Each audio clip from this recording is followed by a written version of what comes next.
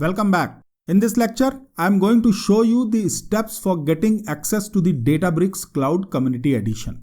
The Databricks Cloud is the most popular solution for running Spark in the cloud environment. It comes with almost everything that you need to develop, test, and deploy a Spark application in the cloud. And they are generous enough to offer a community edition for learners. However, the community edition is going to give you a 6 GB single node Spark cluster. You will be running your Spark code using Databricks Notebook in your browser. And a bunch of Databricks commercial features will not be available in the community edition. But it is a good place for the learners. So, let's get the access. Go to databricks.com and click the Try Databricks link. We are going to register for the community edition. Provide your details and create a new account. They'll send you a verification link. Follow the email link and you should be able to land into the Databricks cloud. The welcome screen looks like this. Let's quickly explore it. For doing anything here, you must have a Spark cluster. So, let's go ahead and create a new Databricks community cluster. Give a name to your cluster and select a Spark version. Hit the Create Cluster button and wait for a few minutes while Databricks is setting up your cluster. So, what is a Databricks cluster? Well, the cluster is obviously your Spark cluster.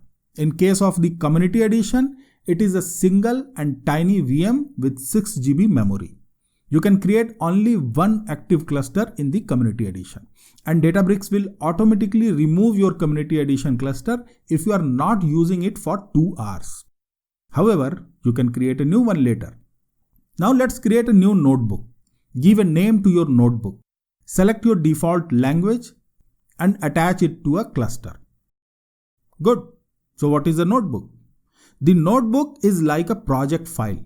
You can write your Spark code in the notebook, run it on your Databricks cluster, and also see the results in the notebook itself.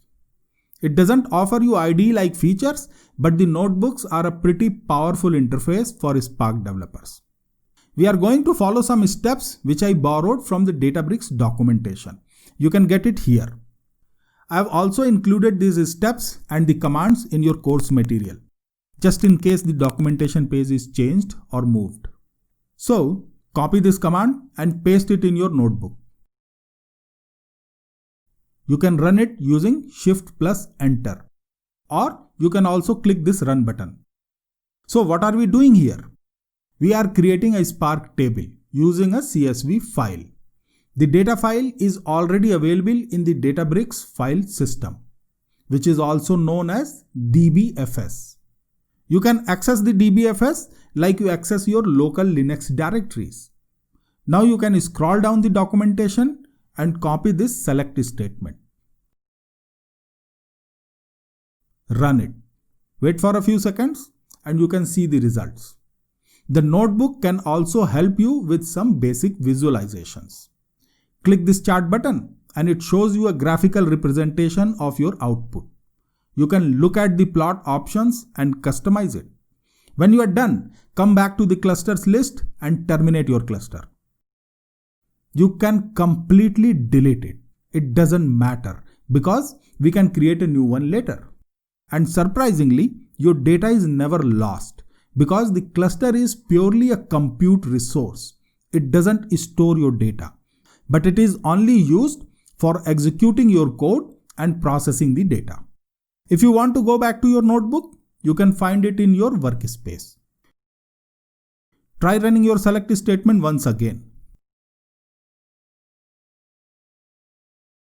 It works, right? Because your database table remains intact, even if you delete your Databricks compute cluster. Great! Now you are ready to use Databricks Cloud in the community edition. That's all for this lecture. See you in the next lecture.